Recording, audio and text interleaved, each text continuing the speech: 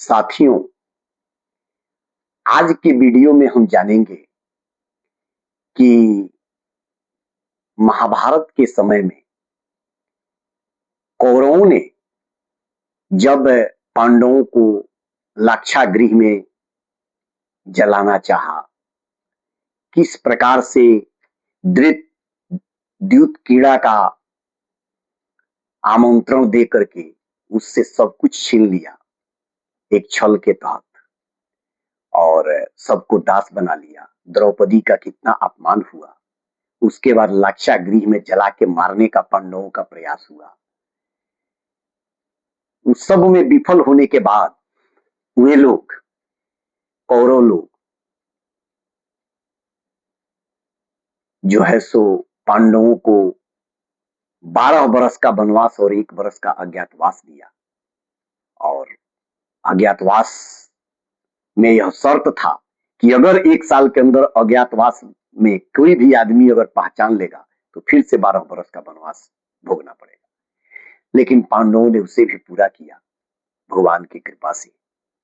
और उसके बाद जब वो आए, कहे कि ठीक है, हम लोगों का 12 बरस का वनवास और 1 बरस का अज्ञातवास भी पूरा हो गया, अब हम लोगों का राजपाट वापस दे दीजिए।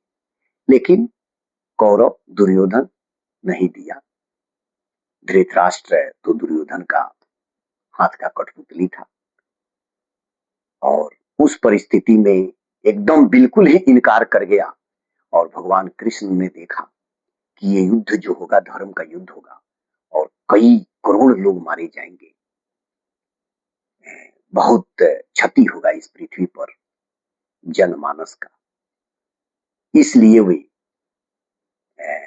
एक शांति दूत बनकर कौरवों के पास जाते हैं और कौरवों के पास जाकर के और उसको संदेशा उन लोगों को देते हैं कि भाई देखो, अगर न्याय देना हो तो आधा राजपाट दे दो पांडवों, लेकिन अगर उसमें भी ज्यादा बाधा हो भी नहीं तुम लोग देना चाहते तो 5 गो गांव 5 गो पांडवों को दे दो।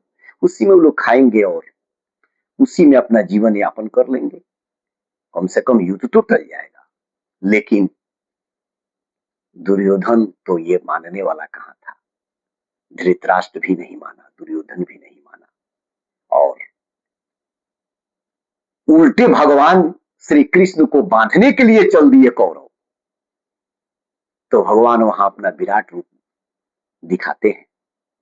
तो इस प्रसंग को राष्ट्रकवि दिनकर ने बड़े ही अच्छे ढंगों से अपने रश्मि रथी में वर्णित किया है। तो आइए हम लोग दिनकर के शब्दों में रश्मि रथी में उन्होंने कैसे वर्णन किया है, उनके शब्दों में हम लोग सुनते हैं। बरसों वन में घूम घूम बाधा विघ्नों को चूम चूम, पांडव आए कुछ और निखर, सौभाग्य न सब दिन सोता है, देखे आगे क्या होता है। मैत्री की राह बताने को, सबको सुमार्ग पर लाने को, भीषण विध्वंस बचाने को, भगवान हस्तिनापुर आए, पांडव का संदेशा लाए। दो न्याय अगर तो आधा दो, पर उसमें भी यदि बाधा हो तो दे दो केवल 5 ग्राम, रखो अपनी धरती तमाम। हम वहीं खुशी से खाएंगे, परिजन पर असी न उठाएंगे। दुर्योधन वह भी दे न सका, आशीष समाज का ले न सका। उल्टे हरि को बांधने चला, जो था वह साध्य साधने चला। जब नाश मनुज पर छाता है, पहले विवेक मर जाता है। प्रभु ने भीषण हुंकार किया, अपना स्वरूप विस्तार किया। डगमग डगमग दिग्गज डोले, भगवान कुपित होकर बोले, बांधने मुझे तो आया है, पर जंजीर बड़ा क्या लाया है। मुझे बांधना हो तो पहले बाध यह अनंत गगन, यह देख गगन मुझ में लय है, यह देख पवन मुझ में लय है। मुझ में विलीन झंकार सकल, मुझ में लय संसार सकल। अमृतत्व फूलता है मुझ में, संहार झूलता है मुझ में। उदयाचल वक्षस्थल विमान देख, पद के नीचे पाताल देख, मुट्ठी में तीनों काल देख। हित वचन नहीं तूने माना, मैत्री का मूल्य न पहचाना। तो लो मैं भी अब जाता हूँ, अंतिम संकल्प सुनाता हूँ। याचना नहीं अब रण होगा, जीवन जया की मरण होगा। भाई पर भाई टूटेंगे, 20 बाण बूंद से छूटेंगे। फल शेष नाग का डोलेगा, विकराल काल मुंह खोलेगा। दुर्योधन रण ऐसा होगा, फिर कभी नहीं जैसा होगा। ग्रह नक्षत्र टकराएंगे, ग्रह नक्षत्र निकर, बरसेगी भू पर बहनी प्रखर। फल शेष नाग का डोलेगा, विकराल काल मुंह खोलेगा। दुर्योधन रण ऐसा होगा, फिर कभी नहीं जैसा होगा। आखिर तू भूसाई होगा, हिंसा का परदाई होगा। सब लोग डरे थे, चुप या बेहोश पड़े, केवल 2 नर नया घाते थे। धृतराष्ट्र विदुर सुख पाते थे, धृतराष्ट्र विदुर सुख पाते थे।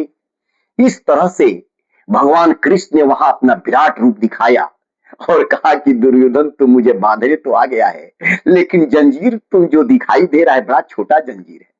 मुझे तू क्या बांधेगा? मुझे अगर बांधना हो तो पहले ये जितना आकाश दिखाई दे रहा है पहले इसे बांधो। ये जो पवन देख रहे हो, ये हवा जो चल रहा है पहले इसे बांधो। तो पहले इस आकाश को बांधो, फिर पवन को बांधो। मुट्ठी में मेरे जो तीनों काल है पहले इसको बांधो। तो मुझे बांधना हो तो पहले बांध यह अनंत गगन। यह देख गगन मन मुझ में लय है, यह देख पवन मुझ में लय है। मुझ में विलीन झंकार सकल, अमृत फूलता है मुझ में, संहार झूलता है मुझ में। उदयाचल वक्षस्थल विमान देख, पद के नीचे पाताल देख, मुट्ठी में तीनों काल देख। और भगवान अपना विराट रूप दिखाते हैं और सारे लोग भगवान का विराट रूप देख करके और वहीं पे बेहोश हो जाते हैं। केवल 2 व्यक्ति बेहोश नहीं हुए, धृतराष्ट्र और विदुर। धृतराष्ट्र तो चूंकि अंधा था, इसलिए भगवान ने अपनी दिव्य दृष्टि उसको दे रखी थी कि भाई तू देख लो कि किसको तुम बांधने चला है और किसके साथ तू अन्याय कर रहा है, और मैं पांडवों के साथ स्वयं भगवान है। इसलिए भगवान ने उसको दिव्य दृष्टि दे दिया कि अभी से भी कम से कम संभल जाएगा, समझ जाएगा। आप विदुर चूंकि वो 12 वर्ष इतने बड़े वो महात्मा थे कि वो 12 वर्ष पहले की बात जानते थे और 12 वर्ष क्या होगा बाद, इस बात को भी जानते थे, इसलिए वो बेहोश नहीं हुए। ये दोनों को छोड़कर बाकी लोग तो विराट रूप देख करके या बेहोश हो गया। तो कहने का मतलब है कि इस कहानी से हमें यही शिक्षा मिलती है कि भाई बंधुओं का कभी भी हक हिस्सा नहीं मारना चाहिए, किसी का भी हक हिस्सा नहीं मारना चाहिए। जो जिसका हक हिस्सा है उसे हमें देना चाहिए और ऊपर वाले पर विश्वास रखकर, अपने कर्म पर विश्वास रखकर, अपने हिस्से की चीज को ही लेकर